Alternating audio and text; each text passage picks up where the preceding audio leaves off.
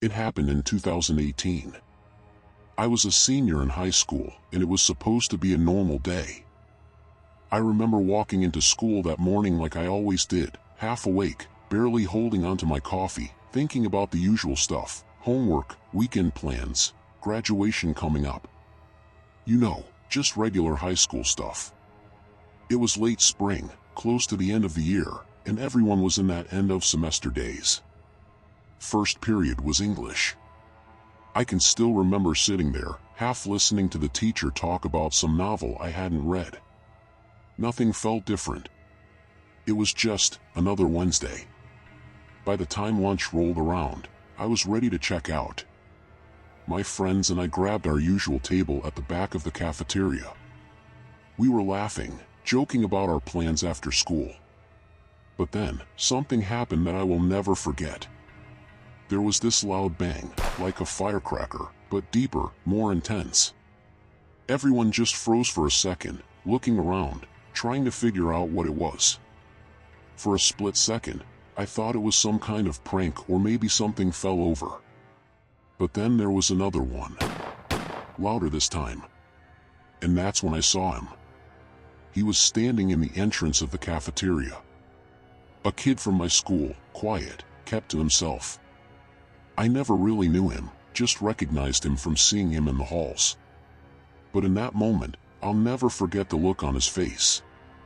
He was holding a gun, and his expression was blank. Almost like he wasn't even there. And then he started shooting again. It was chaos.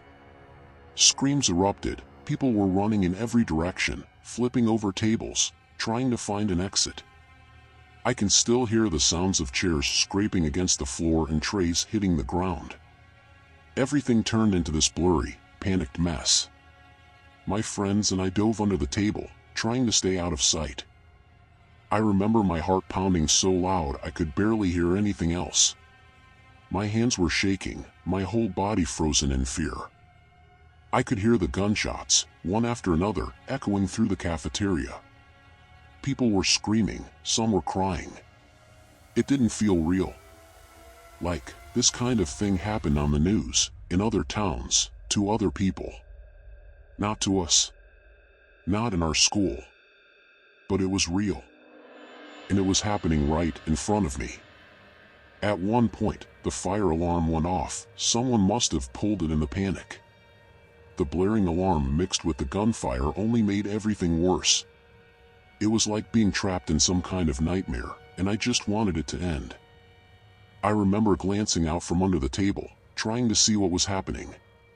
The shooter was just walking through the cafeteria, firing at random. He wasn't shouting or saying anything, just shooting. I saw people I knew, people I'd sat next to in class, on the ground, not moving. I saw blood on the floor. That's when it really hit me. This wasn't going to stop unless someone made it stop. Out of the corner of my eye, I saw one of the teachers, Mr. Collins, crouching behind a pillar near the entrance. He was one of the strict, no-nonsense types, but I always respected him. He was trying to get closer to the shooter, maybe to stop him. But he wasn't armed, and there was no way he could take on someone with a gun. Then, the worst happened. Mr. Collins rushed forward, and before he could get close, the shooter fired. The sound was deafening. I watched Mr. Collins fall to the floor, right there in front of me. I wanted to scream, but I couldn't.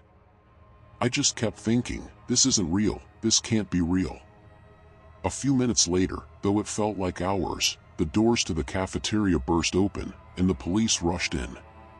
They were yelling for everyone to get down, and within seconds, they had the shooter pinned. But by then, the damage was already done.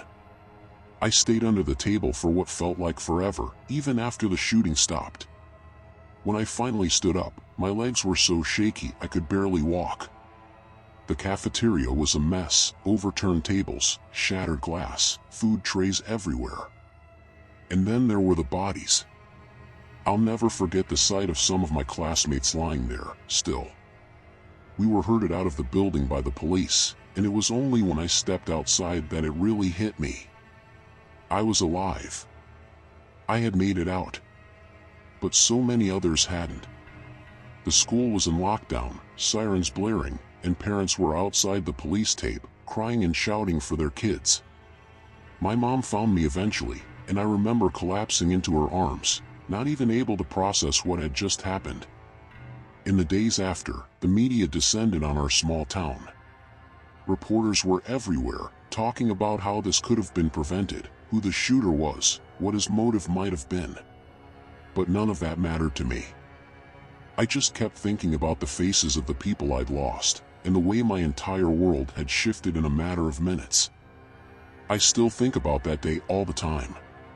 Sometimes I'll hear a loud noise, like a backfiring car or fireworks, and my heart will race, and for a split second, I'm back there, under that cafeteria table, praying that I wouldn't be next. It's been years now, and I've moved on in some ways. But surviving something like that, it sticks with you. It doesn't just fade away. You carry it with you every day.